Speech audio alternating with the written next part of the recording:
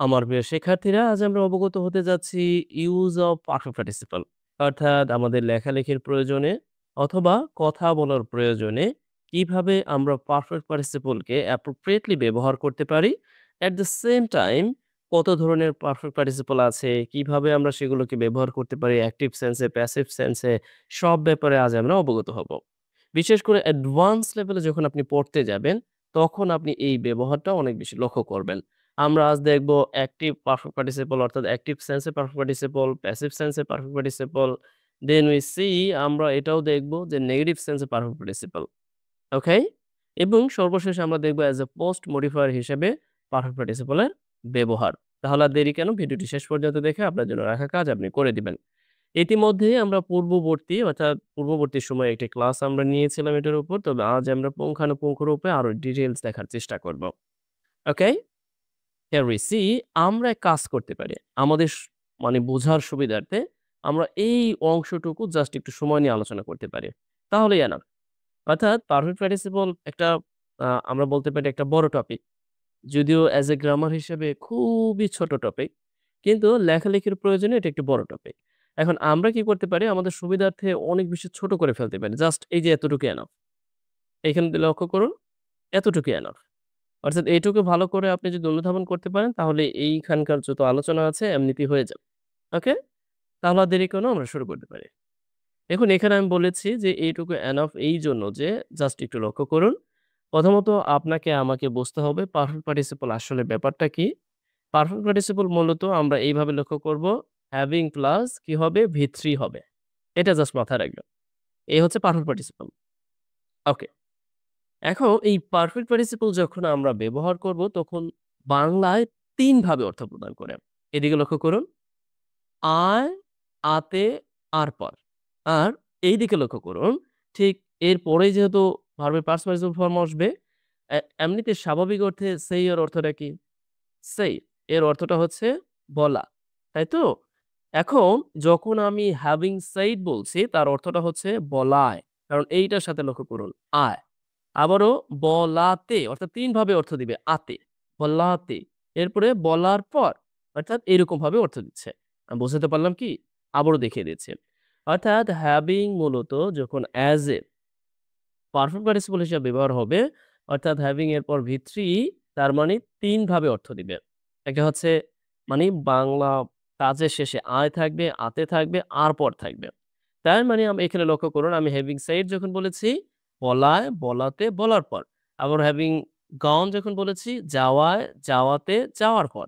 আবার আমি যখন forced বলেছি, তার মানে বাধ্য করায়, বাধ্য করাতে, বাধ্য করার পর। আবার যখন finished বলেছি, তার মানে শেষ করায়, শেষ করাতে, শেষ করার পর। এরকমভাবে আপনি যেই কোনো ভার্ব দিবেন, সেই ভার্বেরই এরকমই অর্থ আসবে। ওকে? অর্থাৎ খেলায়, খেলাতে, খেলার পর। খাওয়ায়, খাওয়াতে, খাওয়ার পর। যাওয়ায়, যাওয়াতে, যাওয়ার পর। এই ৩ ধরনের অর্থ প্রদানেই আমরা সিম্পলি কি করতে পারি? খুব সুন্দরভাবে এই পারফেক্ট পার্টিসিপল এর ব্যবহারটা করতে পারি। বুঝতে পারলেন? এইটা হচ্ছে অ্যাক্টিভ সেন্সে, অর্থাৎ এই পর্যন্ত অংশটুকু আমরা যে আলোচনা করলাম, এই পর্যন্ত অংশটা হচ্ছে অ্যাক্টিভ সেন্সে, যখনই আপনি লক্ষ্য করবেন এরকমভাবে হ্যাভিং প্লাস V3। ওকে? এরপরে আগে পরে এটা ওটা থাকবে। আমরা যখন প্র্যাকটিক্যালি বড়, বড় বাক্য দেখব তখন বুঝতে পারব। ঠিক আছে? ওকে। এরপরে আসুন আমরা প্যাসিভ সেন্স এ এখানে একটু দেখার চেষ্টা করি। প্যাসিভ সেন্সে শুধুমাত্র কি হবে? হ্যাভিং বিন প্লাস এরপরে V3। কি হবে? হ্যাভিং বিন এরপরে হচ্ছে V3, এটা মাথায় রাখবেন জাস্ট প্যাসিভ সেন্সে। এখন প্যাসিভ সেন্সে হলে যে অর্থটা প্রদান করবে এটা একটু দেখে নিই। প্যাসিভ সেন্সে হবে হওয়া, হওয়াতে, হওয়ার পর। অর্থাৎ লক্ষ্য করুন। অর্থাৎ হওয়ায়, হওয়াতে, হওয়ার পর এরকম হবে শেষের দিকে। যেমন ধরেন, যদি আমি having been said দেই, সরি টু সে, অর্থাৎ having been আমাদের প্যাসিভ সেন্সে কিন্তু অবশ্যই যে ভার্বটি ব্যবহার করব সেই ভার্বটি কিন্তু আবার ট্রান্সিটিভ হতে হবে। তাই তো? এটা কিন্তু আমাদের লক্ষ্য রাখাটা জরুরি। অর্থাৎ having been increased, having been যাই ব্যবহার করবেন V3 যেটা ট্রান্সিটিভ হবে। ওকে, ওই আলোচনা একটু পরে যাচ্ছি। আগে আমরা একটু শেষ করি। অর্থাৎ আমাদের মৌলিক যে আলোচনা আছে, অর্থাৎ এই অংশটুকু আগে আমরা শেষ করি। দেখুন, এইখানে আমি একটি বাক্য লিখেছি। লক্ষ্য করুন যে কলেজে যাওয়ায়, কলেজে যাওয়ার পর কলেজে যাওয়াতে এরপরে একটি কমা দিয়ে এখানে আরেকটি অংশ আছে। অর্থাৎ এখানে প্রধান বাক্য যেটাকে আমরা বাংলায় বলি, ইংরেজিতে বলি ইন্ডিপেন্ডেন্ট ক্লজ। আর এই অংশটা হচ্ছে মূলত আমরা যেটা জানি যে পার্টিসিপল ফ্রেজেস। ওকে? এখন দেখুন পারফেক্ট পার্টিসিপল কিন্তু আমরা ব্যবহার করি অসমাপিকা ক্রিয়ার অর্থ প্রদানে। দ্যাট মিনস এই যে এখানে যে ব্যবহারটা হয়েছে অর্থাৎ কলেজে যাওয়ায় তার মানে কাজটি শেষ হয়নি। যাওয়ার পর তার মানে কি? যাওয়াতে অর্থাৎ অসমাপিকা ক্রিয়া অর্থ প্রদানে আমরা এখানে ব্যবহার করেছি। এখন এইখানে জাস্ট আপনি দেখুন having gone to college অর্থাৎ কলেজে যাওয়াতে। এখন অনেকের কাছে আনইজি ফিল হতে পারে। এটা আবার কিভাবে হয়? হ্যাঁ, এটা এভাবেই হচ্ছে। কারণ আমি তো ১ম এ বলেছি যে আতে আর পর। তার মানে যাওয়ায়, যাওয়াতে, যাওয়ার পর। এখন দেখুন the boy has got a good job today আজ এই বালকটি একটি ভালো চাকরি পেয়েছে। এখন আপনি চাইলে কিন্তু অনেক কিছু দিতে পারেন। তাই না? যেমন ধরুন আপনি চাইলে কিন্তু এভাবে দিয়ে দিতে পারেন যে সে আজ এরকমভাবে মানে কথার কথা আপনি বললেন যে having এরকমভাবে, having এরকমভাবে had dinner, dinner এরকমভাবে আমরা বলতে পারি। today ওকে? আজ ডিনার করায় অথবা ডিনার করার পর। এরপরে কি?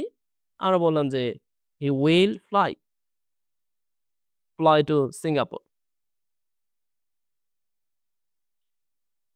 সিঙ্গাপুর। দেখুন এটা যেকোনো সেন্সে হতে পারে এই অংশটা।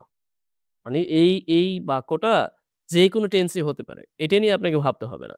আপনি খালি এইটা লক্ষ্য করুন এই অংশটুকু হচ্ছে কেন? অর্থাৎ having here we see having had dinner that means এটার অর্থটা কিভাবে হলো দেখুন। এটা কিন্তু আমরা past এ ব্যবহার করেছি। ওই যে take আপনি taken দিতে পারেন or eaten দিতে পারেন। না eaten হয় না আসলে have দিয়েই হয়। have a past participle form had এরপর ব্যবহার করলাম যে having had dinner অর্থাৎ কি হলো? ডিনার করায় বা ডিনার করার পর। কারণ যেকোনো একটি হতে পারে। বা ডিনার করাতেই, ওকে? ডিনার করার পর মানে এটাও অর্থ দিবে। কি? সে সিঙ্গাপুরের উদ্দেশ্যে রওনা দিবে। অথবা আপনি আরো রিলেভেন্ট বোঝানোর জন্য আমরা যেটা করতে পারি, আপনি এভাবে বলতে পারেন যে এরকমভাবে যে having gone outside, ওকে? বাইরে যাওয়াতে এরকম today বাইরে যাওয়াতে এরপর বললাম যে she কি হয়েছিল? বললাম যে ফেস করেছে। That means she has faced কি? troubles অর্থাৎ সমস্যা ফেস করেছে। একটা ব্যাপার লক্ষ্য করুন, এইখানে লক্ষ্য করুন আমরা যদি একটু দেখি, এখানে অর্থটা হচ্ছে সে আ gone outside today আজকে বাইরে যাওয়ার পর অথবা বাইরে যাওয়াতে অথবা বাইরে যাওয়ায় has faced she has faced troubles অর্থাৎ সমস্যা ফেস করেছে। তার মানে কি? তার মানে আমরা কি ৩ রকমভাবে অর্থ প্রদান করতে পারি। অর্থাৎ এই ৩ টি অর্থ প্রদান আমরা খুব সহজে কি করতে পারি? যাওয়ায়, যাওয়াতে, যাওয়ার পর। তাই তো? তবে প্রাসঙ্গিক বাক্য অর্থাৎ এই অংশটা হচ্ছে স্বাধীন বাক্য। এটা প্রাসঙ্গিক হলে সবচেয়ে ভালো হয়। আর এটা তো আমরা জানি যে participle phrases, present participle phrases হিসাবে as usually past participle phrase sorry to say অর্থাৎ পাস্ট পার্টিসিপল ফ্রেজেস হিসাবে আমরা এখানে ব্যবহার করলাম। তাই তো? I think so you have got এরপরে যদি আপনি না বুঝতে পারেন, অবশ্যই আমাকে আ জিজ্ঞাসা করবেন বা আমাকে অবগত করবেন যে ইয়েস অ্যান্ড আপনি বুঝতে পারেননি। ওকে? দেন উই সি আমরা যেটা করতে পারি যে আ তিনি যাওয়ার পর এইভাবে অ্যাক্টিভ সেন্সে আছে, প্যাসিভ সেন্সে আছে। এখানে এখানে দেখুন আ মুভ করাতে এখানে লক্ষ্য করুন এখানে অর্থটা খুব সুন্দরভাবে দিচ্ছে যে হ্যাভিং মুভ টু ঢাকা। অর্থাৎ ঢাকা মুভ করাতে বা ঢাকা মুভ করায় বা ঢাকা মুভ করার পর মানে স্থানান্তরিত হওয়ার পর the family can take some food at least অর্থাৎ কিছু খাবার অন্তত খেতে পারে। তার মানে কি? মানে এইটা আপনি লিখলে হচ্ছে পাস্ট পার্টিসিপল ফ্রেজেস দিয়ে আ আ পাস্ট পার্টিসিপল দিয়ে এরপর এইটা কোন টেন্সে লিখলেন, এটা রিলেভেন্ট টেন্সে লিখলেই দেখবেন যে হয়ে যাচ্ছে। কেমন? আশা করছি বুঝতে পেরেছেন। ওকে। এরপরে আরো দেখুন পড়াশোনা শেষ করার পর সে চাকরি পেল। আবার কাজটি শেষ করার পর আমি বাড়ি গিয়েছিলাম। তার মানে হচ্ছে শেষ করার পর বলেন, শেষ করাতে বলেন, শেষ করায় বলেন। মানে যেইখানে যেটা আপনি উপযুক্ত মনে করেন। এই ৩ টির যেকোনো একটির অর্থ প্রদানেই আপনি এই হ্যাভিং প্লাস V3 ব্যবহার করতে পারবেন। কি এখন পারবেন না? আশা করছি আপনি পারবেন। তাই তো? ওকে, তাহলে আপনাকে আমি কাজ দিচ্ছি। দেখি আপনি কি করেন। যেমন আপনি এইখানে বললেন এরকম অর্থে যে, ওকে, মাঠে ফুটবল খেলে, ওকে? মাঠে ফুটবল আ খেলার পর, খেলার পর বা আমি বললাম যে খেলাতে না, একটাই দিই। খেলার পর আমরা বাড়ি গিয়েছিলাম। তাহলে কি? এটা আপনি করে ফেলুন।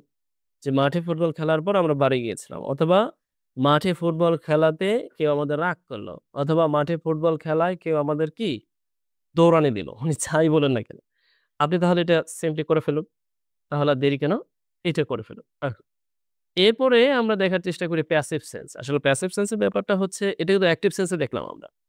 অর্থাৎ আপনি যেকোনো একটা অর্থ প্রদানে এইভাবে করে ফেলতে পারেন। ওকে। এখন আমরা যদি একটু প্যাসিভ সেন্স এ দেখার চেষ্টা করি। ওকে? প্যাসিভ সেন্স ব্যাপারটা হচ্ছে আপনি জাস্ট এখানে কি করবেন? আমরা তো সাধারণত জানি যে প্যাসিভ সেন্স কিভাবে অর্থ প্রদান করে। যদি আমার ১ নম্বর ক্লাসটি দেখে থাকেন বা পূর্ববর্তী ভিডিওগুলো দেখে থাকেন তাহলে আপনি দারুণভাবে অবগত। ওকে।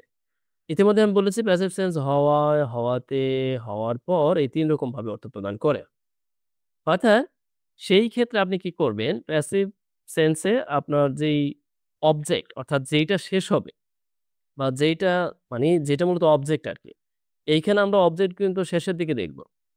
এখানে অবজেক্টটা কারণ অ্যাক্টিভ সেন্সে আমরা তো ভার্বের পরেই অবজেক্ট লক্ষ্য করি, তাই তো? এই যে এখানে দেখুন অবজেক্ট লক্ষ্য করি। যেমন এইদিকে লক্ষ্য করুন এই বাক্যটি। এই যে এটা হচ্ছে অবজেক্ট। অর্থাৎ এই ভার্বের অবজেক্ট তার স্টাডি পড়াশোনা করার পর সে চাকরি পেল। তাই তো? এটা অবজেক্ট।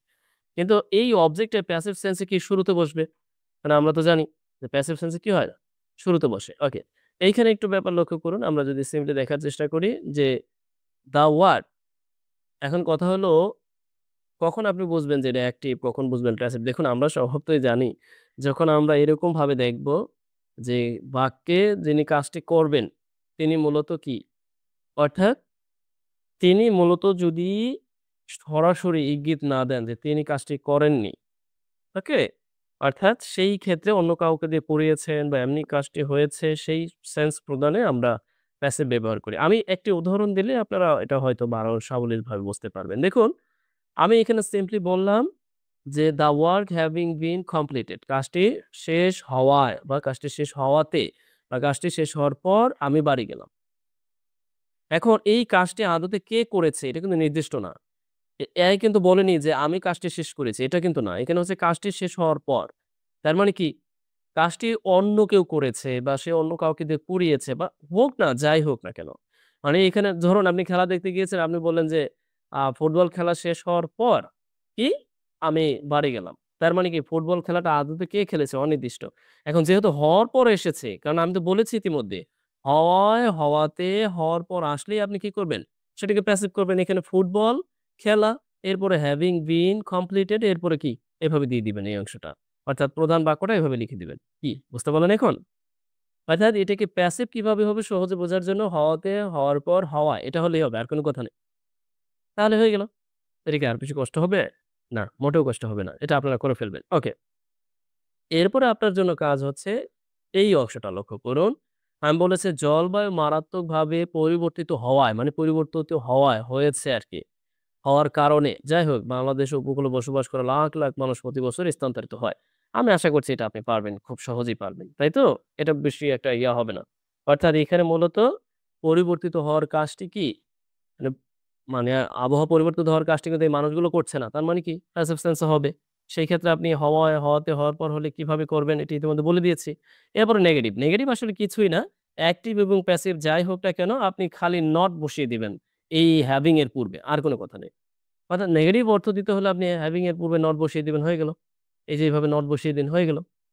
জাস্ট একই অর্থ জাস্ট এই যে ইংরেজি না শিখায়, না শিখাতে করিম প্রায় সমস্যার সম্মুখীন হয়। অর্থাৎ not having learnt English অর্থাৎ ইংরেজি না শিখায়, ইংরেজি না শিখাতে অর্থাৎ এই কাজটা ইংরেজি না শিখায়, করিম ইংরেজি না শিখায়, না শিখাতে কি সে সমস্যার সম্মুখীন হয়। আবার ধরুন আপনি ইয়া লিখবেন, প্যাসিভ এ লিখবেন, হ্যাঁ? এই যে কাজটি শেষ না হওয়াতে সে কি মানে বাড়ি ফিরতে পারল না বা whatever যাই লিখুন না কেন।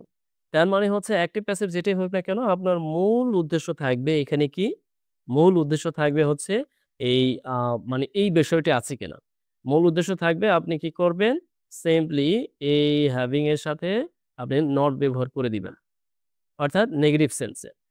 এখন আসুন আমরা পোস্ট মডিফায়ার হিসেবে আমি একটু তড়িৎ গতিতে যাচ্ছি। অনেকের কাছে আনইজি ফিল হতে পারে। Just take it easily.